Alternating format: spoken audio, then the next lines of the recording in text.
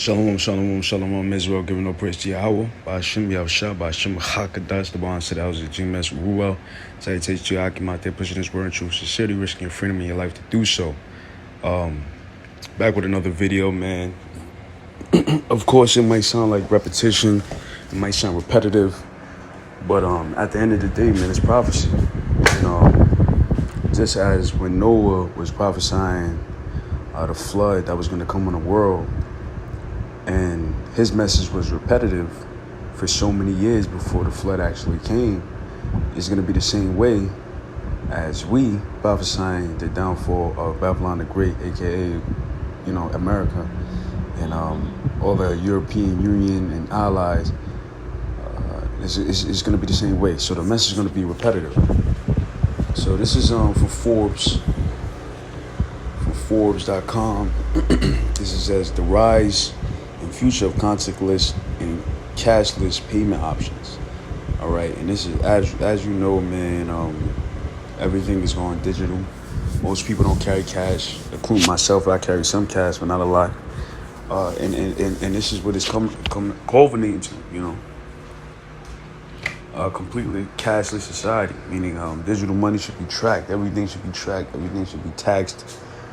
You know what I'm saying? It's complete wipe away of quote-unquote old world, you see, where Esau has full control over the monetary system. So we're going to read a little bit. This is going to be a real quick video.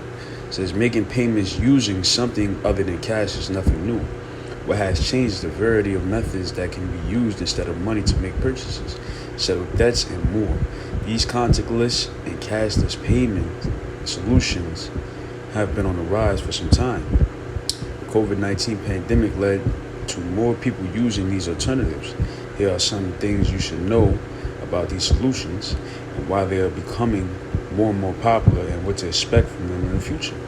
Is there a difference between cashless and contactless payment methods? You will likely notice that cashless and contactless are sometimes used interchangeably to refer to methods that do not involve using a cash to make a payment. One distinction is cashless methods rely on face-to-face interaction between the seller and the payer. By contrast, other contactless methods require no such interactions. Both approaches share the benefit of not having to carry or receive cash once a transaction is complete. So what is this talking about? The fact that you can go to the store and just pull out your phone, open it up with your face, swipe and pay, swipe and go. All right, you don't need to personally have a wallet anymore. Okay, you don't need to carry cash anymore. At this point, it's getting to a point where you don't necessarily need to carry ID. Everything is going to be linked to a digital system, okay? Which we know John the Revelator has received a vision on the Isle of Patmos that, everybody, and we're going to get to scripture, that this is going to happen in the end times, and the Most High is completely against anybody that's down with the system, you see? So it says, familiar traditional cashless methods. Consumers have been using cashless payments for centuries. The check is perhaps the oldest form of this payment type. Checks are not used as widely as in the past, but they are still a valid form of payment in many places, right, man? Before you used to, work a job, or if you had business or you wanted to give somebody money, what you would do, you write a check, sign it with your signature, send an amount, link it to your bank account, your routing number, and you would send it to that person. Now, what you do, you Zelle them, okay, Cash App them.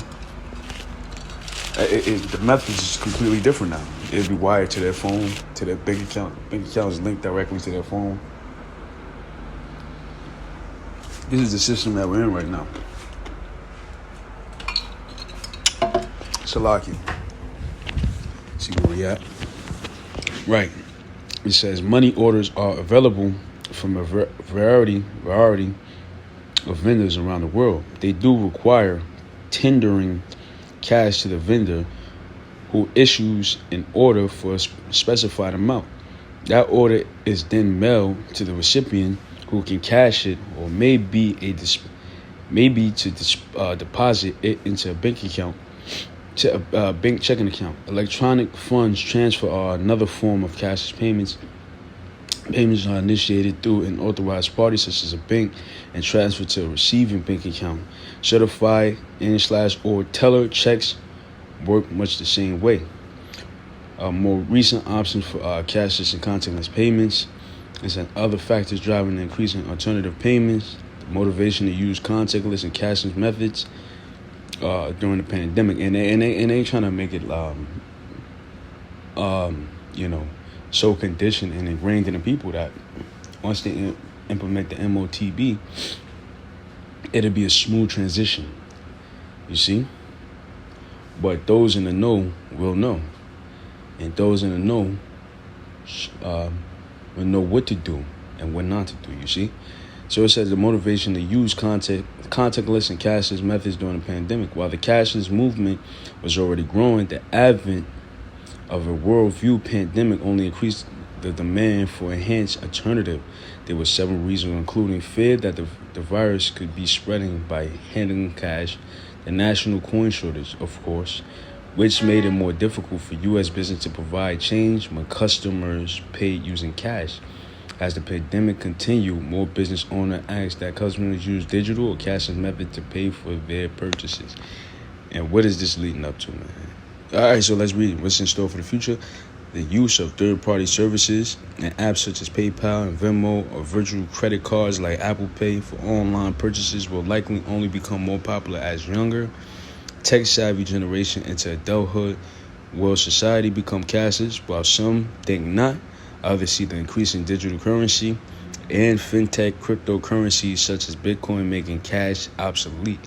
In the meantime, you'll find few places that will turn down your cold hard cash as payments for goods and services.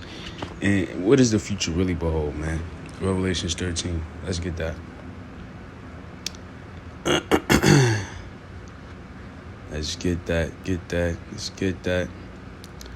Revelation 13 and 15. And he had power to give life unto the image of the beast, and the image of the beast shall both speak and cause as many as would not wish the image of the beast to be killed. And what is that? The cashless society, the MOTB, the mark of the beast, which is the digital currency, man, which is this little thing they're going to put in your skin, and it's going to get that. Verse 16, and he calls it, who's the he? Esau, Edom, the so-called white man, the power structures, the Gettys, the Roosevelt, the people in power.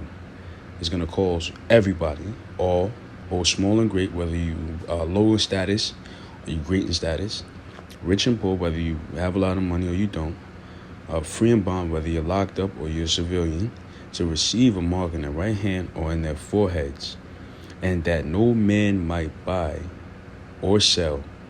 So you can't buy or sell unless you have this mark in your right hand or your forehead. Save is an old English word meaning unless he had the mark or the name of the beast or the number of his name. So that's the time. In a nutshell, that's what we're coming into, man. And it's right at the door.